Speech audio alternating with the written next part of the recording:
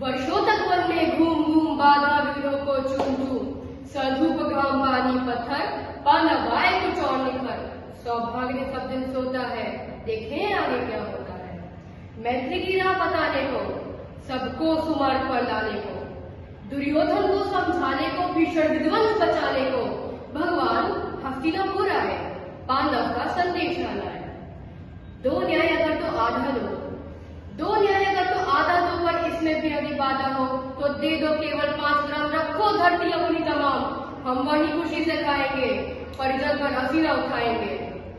दुर्योधन दुर्योधन भी दे न सका, आशीष समाज की ले न सका, उल्टे हरि को बांधने चला, जो था असाध्य साधने चला। जब नाश मनुष्य पर आता है, पहले विवेक मर जाता है।